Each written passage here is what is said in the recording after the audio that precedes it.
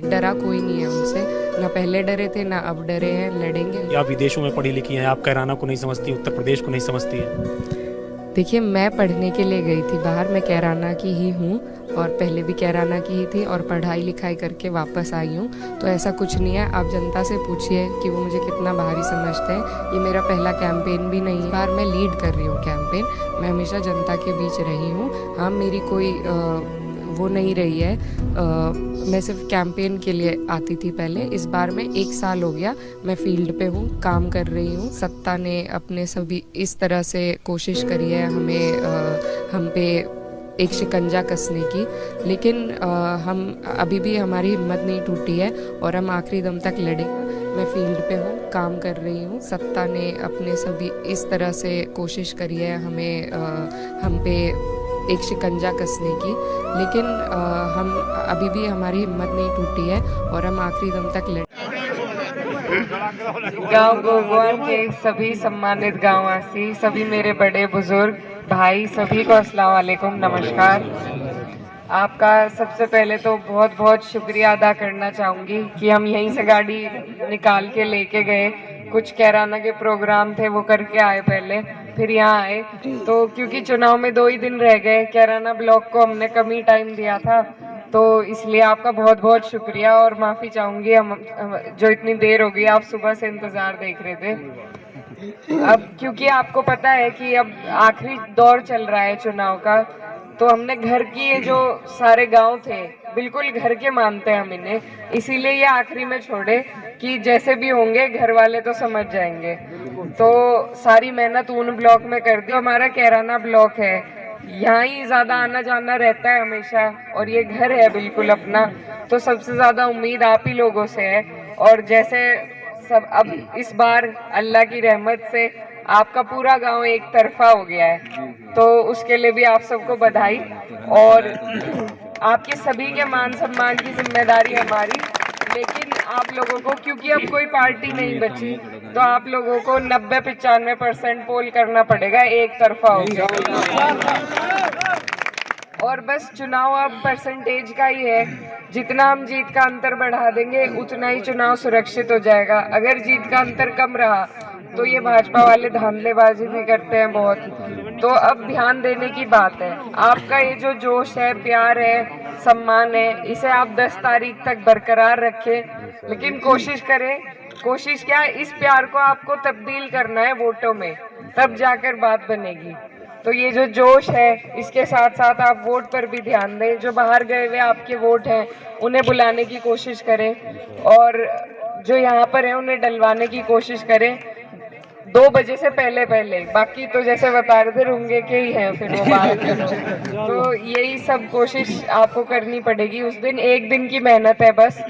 हम भी थक गए, सारे दिन भाषण देते रहते, अब समझ में नहीं आ रहा क्या नई बात कहूँ। तो बस यही है कि इस चुनाव में घर की सारी इज्जत दांव पे लगी है, मेरे वालिद साहब की, पापा की, नाहिद की, सभी की, हमारी। तो योगी जी भी आए थे, कह रहे थे कि अगर सरकार आ गई तो 10 साल तक नहीं निकलने देंगे, तो इतनी बड़ी बात कह दी, बहुत उससे परेशानी हुई।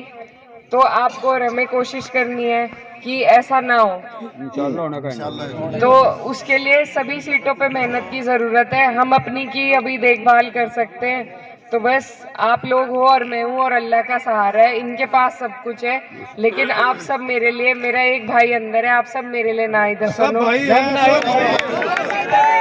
लड़ दो और इंशाल्लाह इस योगी जी को ही भेज देंगे फिर हम बाहर। उठानी थी, हमारे परिवार की पूरी तरीके से घेराबंदी करने की कोशिश की। जी देखिए, जब सेनापति कमांड करने आ जाते हैं तो सब में और ज़्यादा हिम्मत और हौसला आता है। कुछ था, लेकिन जो भी बड़ी योजनाएं होती हैं वो सरकार के साथ आती हैं। अब अपने लेवल से जो भी हो पाएगा, हम लोग विधानसभा के ज़रिए हो या फिर क्वेश्चन के ज़रिए हो, उठाने का काम करेंगे। लेकिन हिम्मत भी हमारी कम नहीं है, तो हिम्मत हौसले के साथ संघर्ष करेंगे।